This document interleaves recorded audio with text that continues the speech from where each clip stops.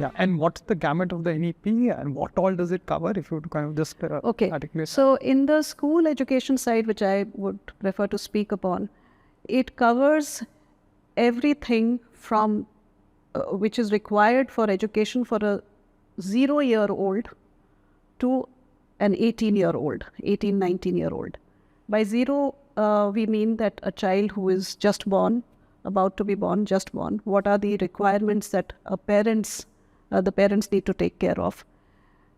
So if you look at the NEP, it takes care of access, it takes care of infrastructure, it takes care of curriculum, it takes care of pedagogy, the classroom transactions, the assessments, what the board of examinations have to do, how the institutions have to deliver, how the manpower is to be trained and how their capacity is to be built.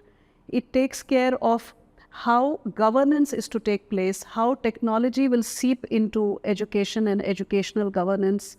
So it takes care of a huge gamut of things. Yeah. So if you compare this with the previous policies, you will find that the scope has really enlarged.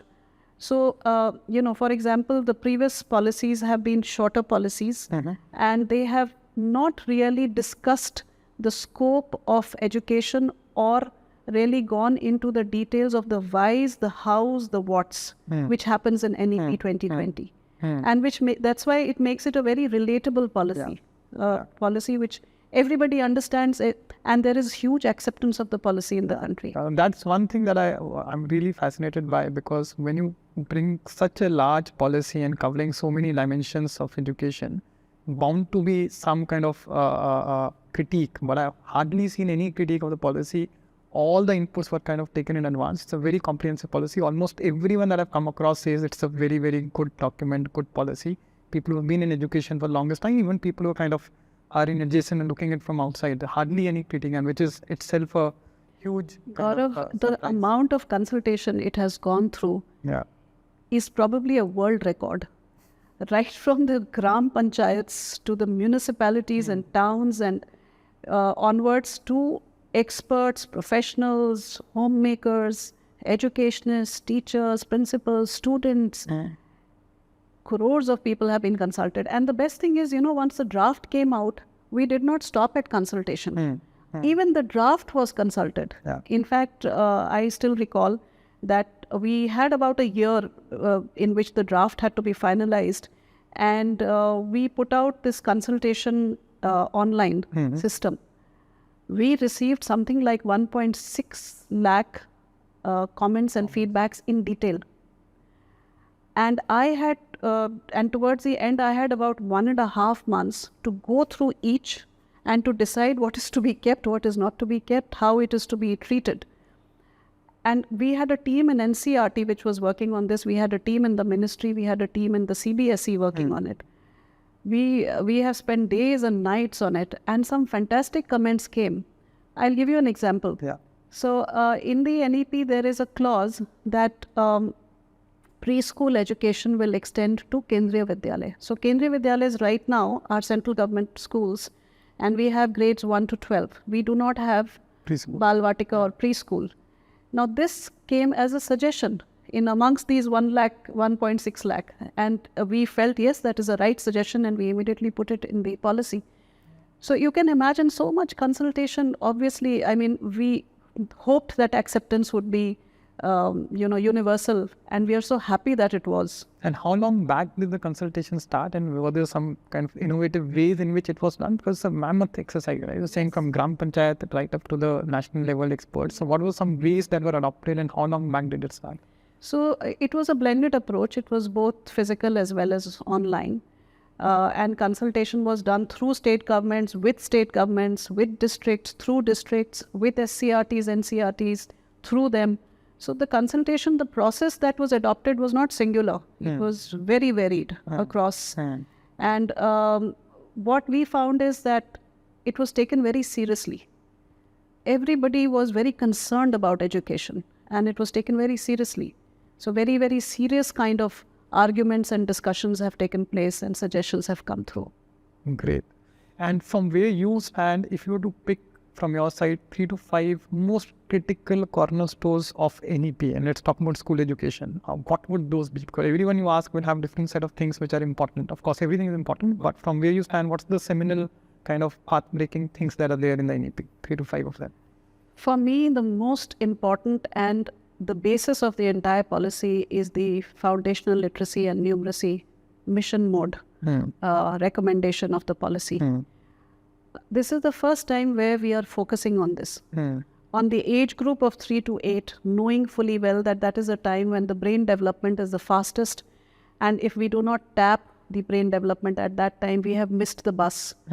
This thing is acknowledged. In fact, there is a sentence in the NEP which says that the rest of the policy will not be relevant if this is not achieved. Yeah, we pick that and quote that everywhere. Yes. So I think that is a very huge amount of work that we have to do, and the policy has come out with it, and we are really grateful that it is the right time and it has come out.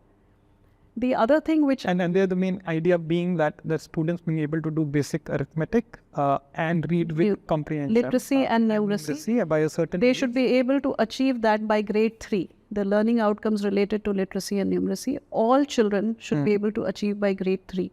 If a child is not able to read in grade 3, the child is not able to do any subject, whether it is maths, social studies, environmental science, nothing. So that is the idea. You can learn to read by then you can read by learning for the rest of your... You can learn by... So, and the focus has to be on that age group. Similarly, the second point that I wanted to make is about the language. So, you know, this first time it is being reiterated, though it is mentioned in the RTE Act.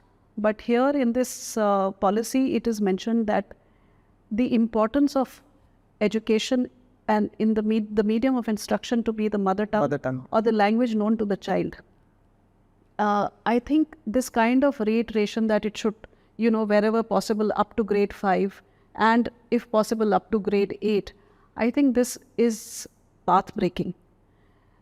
We are in any case, we are trying to decolonize our mindsets, and, you know, the whole discussion on decolonization has taken a huge...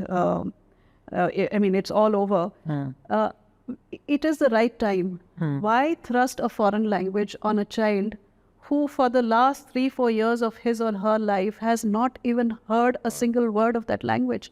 How is the child going to learn? How is the child going to be comfortable? How is the child going to feel safe learning in that learning environment where the child has no idea what he's being spoken, you know, in which language he's spoken to?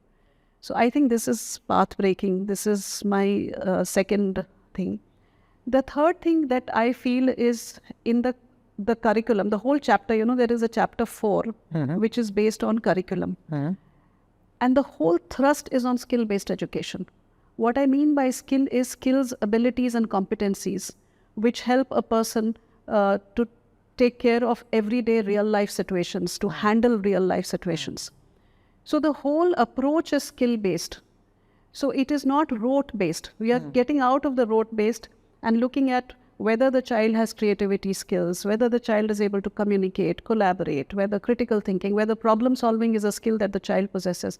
So the whole learning is now going to be competency and skill-based. I think that is huge. And this was much required, particularly in the 21st century.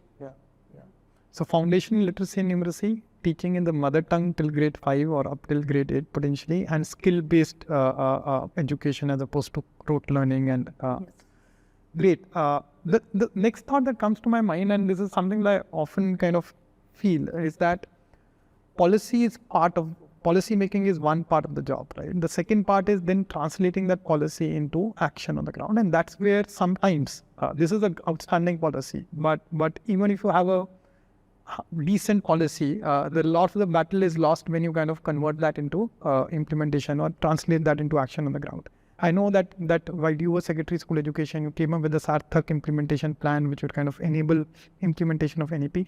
But what is your confidence in terms of seeing NEP implemented over the next 5 to 10 years? If you were to, let's say it came out in 2020, let's see 2025 and 2030. What percentage of the policy do you really believe which will be translated on the ground in 5 years and 10 years? And what gives you that kind of confidence if you are kind of optimistic? So let me start with the breaking news. By 2030, 100% of the policy will be definitely implemented. I have complete confidence in that. Okay. Now, let me start with what has happened. So after the policy came out, as you rightly pointed out, we first of all prepared a plan called Sarthak, which we prepared in consultation with the states and with various other bodies like the SCRTs, NCRT, the CBSE, the state boards, etc. Then what we did is, now if you look at the policy in school education, there are two aspects to it. There is one aspect which is totally NCF dependent, the National Curriculum Framework dependent. There are others which are independent of the National Curriculum Framework. So we decided that while the National Curriculum Framework is being developed, let us focus on implementing those which are not dependent on the National Curriculum Framework. And as you may be aware, a major chunk of it, in fact, the day I retired, we sat and counted how much of it we have done. 120 initiatives. And